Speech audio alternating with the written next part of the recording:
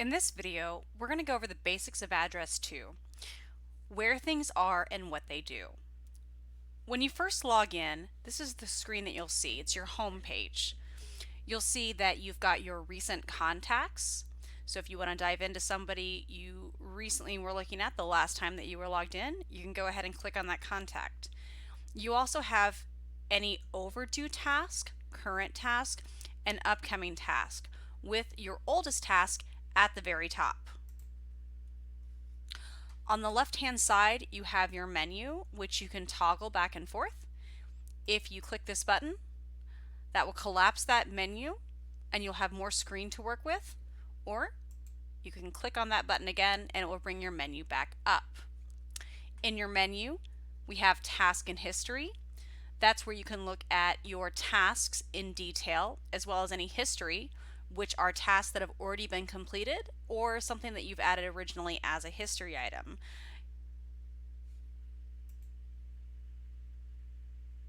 More on task and history in another video. Here we have lists where you can segment your contacts, perhaps all of the contacts within a certain state or a certain zip code. There are multiple ways to segment your contacts in specific lists that may help you use your CRM effectively. More on lists in another video. Query is going to allow you to search through your contacts for specific conditions.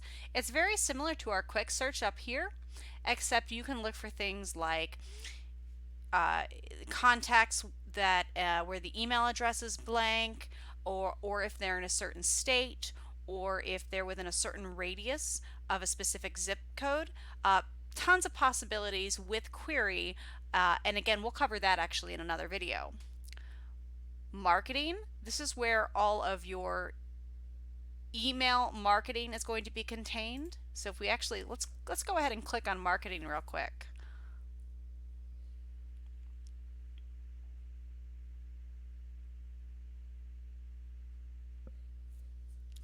Here we have your email templates, any campaigns you might have created, sender profiles.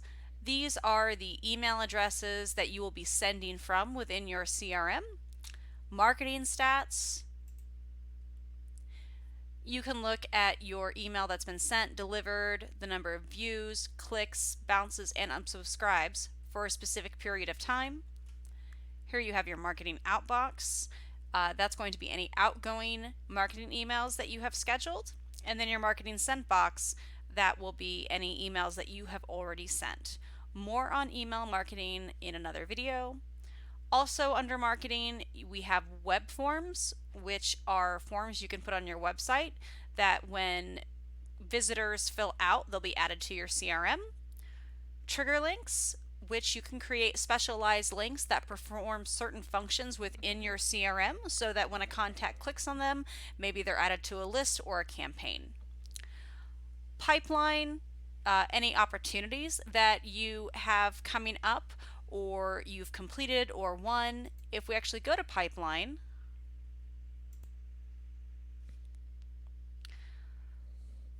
we can even look at things like a forecast index, your average size for one pipeline, and rate of conversion. Again, more on pipeline in another video. At any point, if you want to navigate back to your home page, if you click on the AddressTwo icon,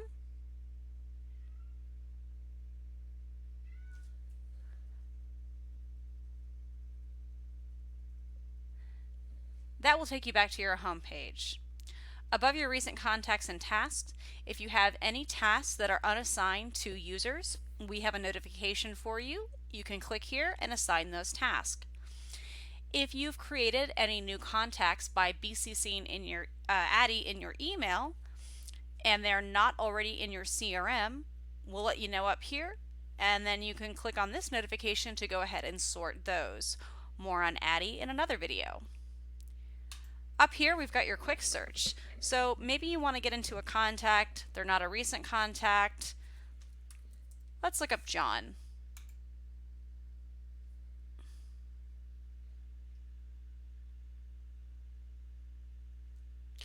Now we have more than one result because we found John in a number of different fields.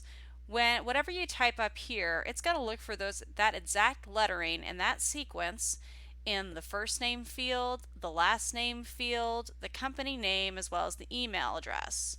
So you could have a James Johnson. In this case, we've got a John Smith. Down here, we've got a Janetta. So the more specific you are with your search terms, it's going to pull up either less results, or if there's only one match, it will go right into the account. Since we actually do have one John Smith, let's use that as an example.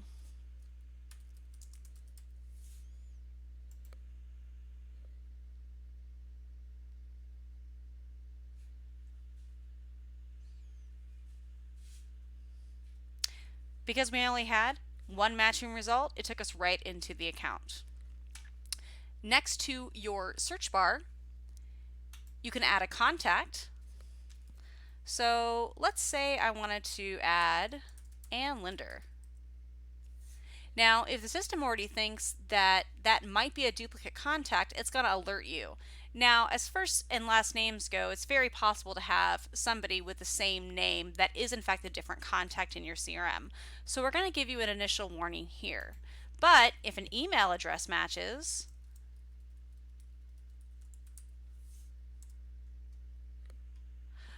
we're going to let you know that that is a duplicate, and then you can actually go straight to the account to see what's going on.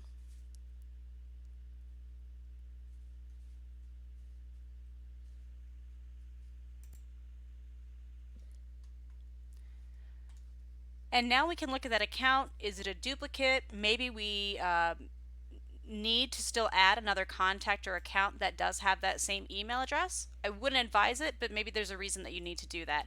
Or maybe you just typed in something incorrectly. You can fix whatever you need to here and still go ahead and hit continue to add the new account. You also do not need to fill in all of the information from this area. We just give you the opportunity to do so. Once you can create the account,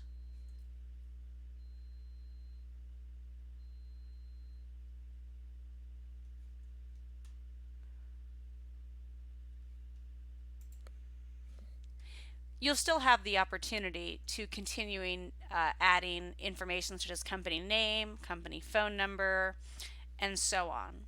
Now, while we're looking at an account, let's cover the difference between a contact card and an account card.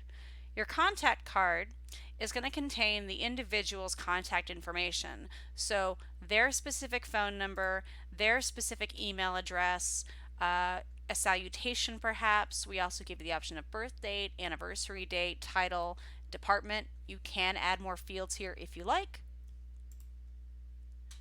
You can also add more contacts from within this section with this button right here. Then we have the account card, and this is essentially the company information. So that is going to have a company phone number, the actual shipping address, or a billing address.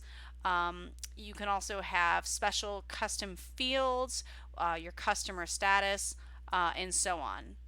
Down below that, we're going to have your upcoming events, or basically your tasks, any pipelines, and then any history for that account.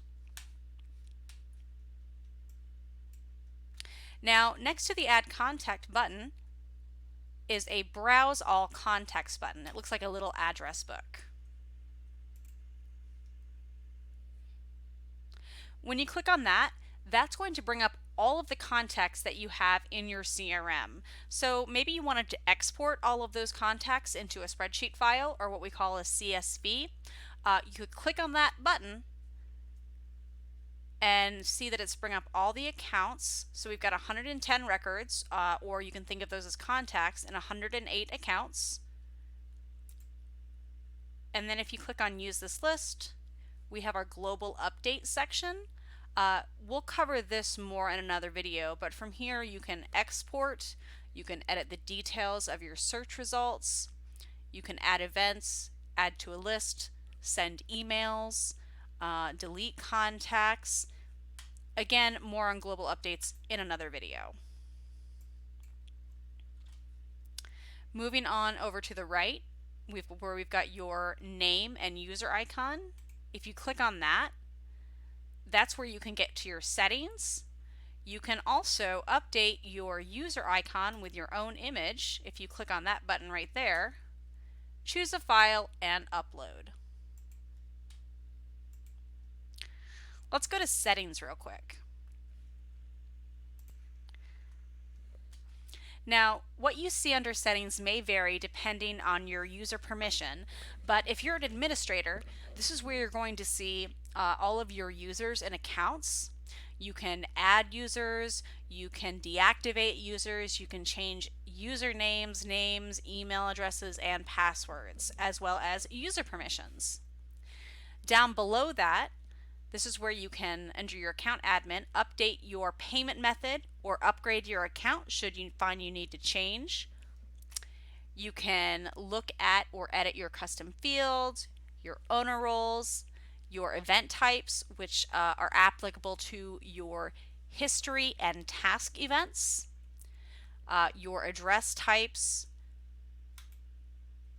more specific settings such as Google Calendar mapping, which relates to calendar under task and history.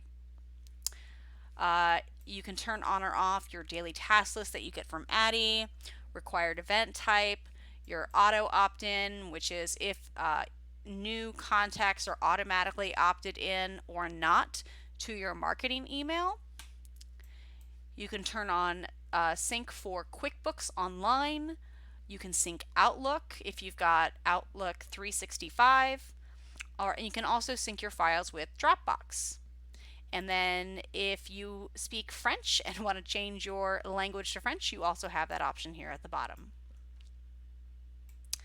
Here's where you can also import contacts. So maybe instead of adding contacts one by one through add a new contact, you actually have a spreadsheet that you'd like to import. You can do that with CSV import, and more on how to do that in our CSV import video. We also have a remove duplicates checker, so it will go through the system and look for any duplicates you may have accidentally created and help you remove those. Also under your settings is your help function. That's where you can browse through our search articles or send in a support ticket to get additional help. Or you can log out. Next to this user icon, we've got your Action Center. That is a way that you can also quickly look at your upcoming tasks or recent contacts if you're bouncing around between accounts.